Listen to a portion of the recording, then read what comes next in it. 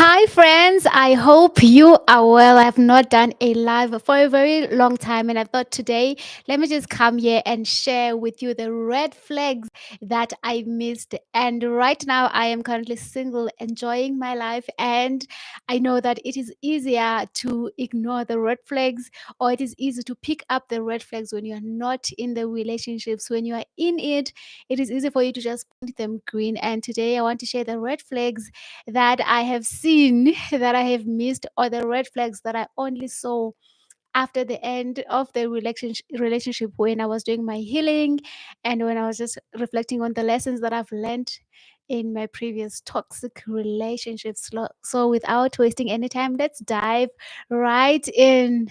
Number one, the person who is moving very fast. Okay. Like, where are we going? Why do I need to be pregnant within the first year? Why do you need to marry me within the first 6 months?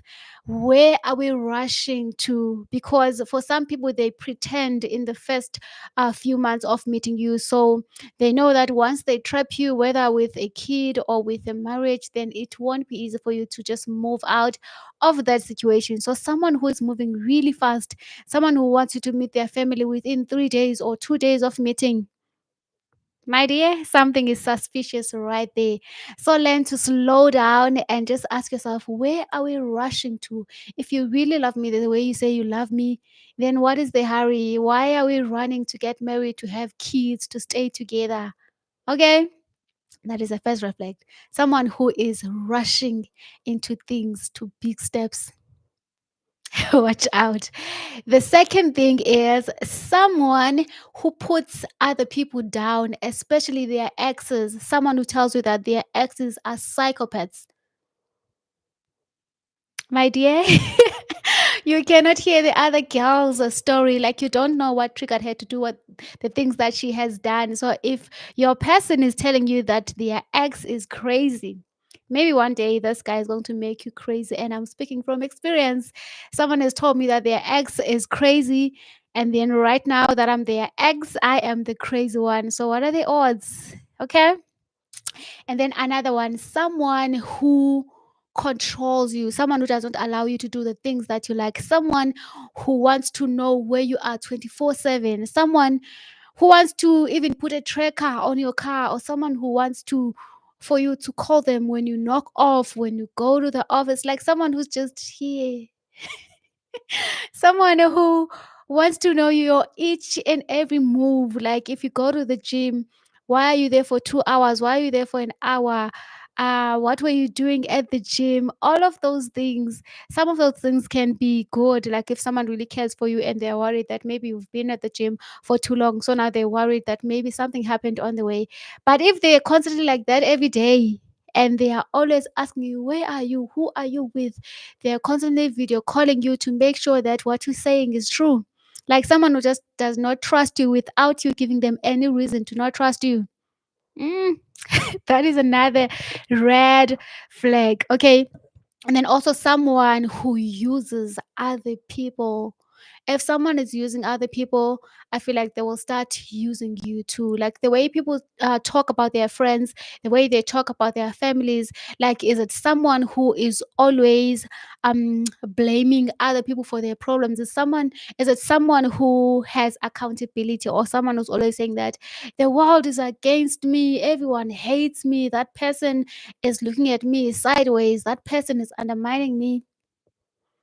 That can be suspicious.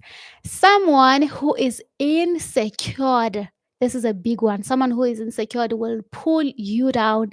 The minute you try to elevate yourself, the minute you try to be confident, that person will tell you that you are maybe embarrassing, or maybe you're doing too much, or maybe you're not as good as you think you are. Someone who's putting you down, someone who is insecure, someone who cannot celebrate you when you take courageous steps.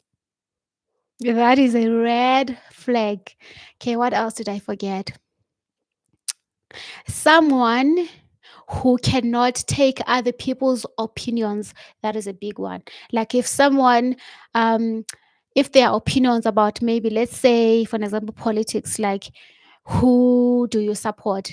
Someone who does not allow you to have your own mind, to support the other people without like having beef with you. Someone who wants you to always be on their side even when they are wrong. Someone who is mean and disrespectful to the waiters or people that he feels like are underneath him in terms of the job that they do. That is a big red flag, people. And if someone disrespects other people, like it or not, one day they will disrespect you. Okay.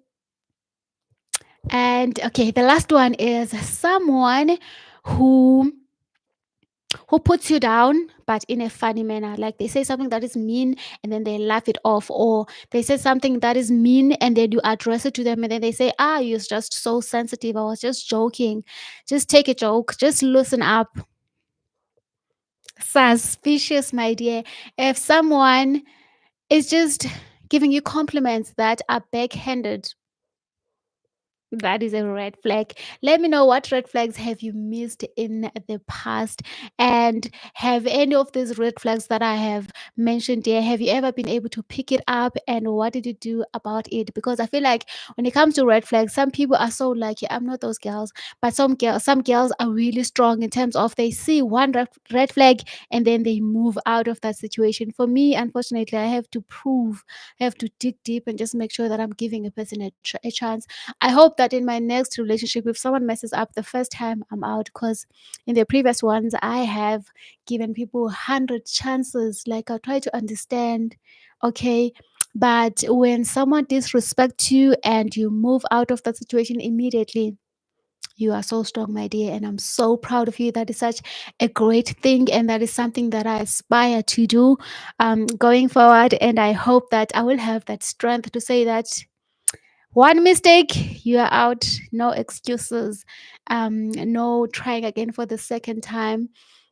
And also, last one, someone who idealizes marriage, someone who makes you feel like you have to work hard for them to marry you, someone who makes you feel like marriage is the price. Like you really have to prove to them that I am worthy of being a wife, where you have to even change the way you speak or the way you wear, the way you walk, or who are your friends just because you're auditioning for this marriage that is an idol. Red flag, my dear. And I hope that we as ladies can learn to love each other, to support each other, and know that being single is fun, and know that getting to know ourselves is one gift that we can give ourselves, and that we don't need to rush to from one relationship to another. Because what I have noticed in my experience is, if you leave someone who has been, let's say, emotionally abusive to you, and then you move to the next one will do the same thing, if not more, but just now it's a different person because you have not healed from the previous traumas that you've been through. So it's very important that when you get out of a relationship, you take a break, you sit down with yourself, you get to know yourself, you ask yourself, why would I attract such a mean person? Why would I allow this person to disrespect me like that and still stay? What is it that is in me that makes it okay to allow people to treat me like rubbish, and I still say that I love those people? What are parts of my life that I still need to heal? And where is this coming from? Who in my life has treated me like this? Why do I need validation from this man? Who in my family has made me feel like I need validation from an outside source? Like, get to know yourself, love yourself, be kind to yourself, ask yourself on a daily basis, what did I do for myself today that proved that I was patient with myself, that proved that I love myself, that proved that I am trying to get to know myself, I am trying to love myself? What are the red flags that you have within yourself that you are working on? Okay, I hope this helps. So let me know in the comment section below, what do you think?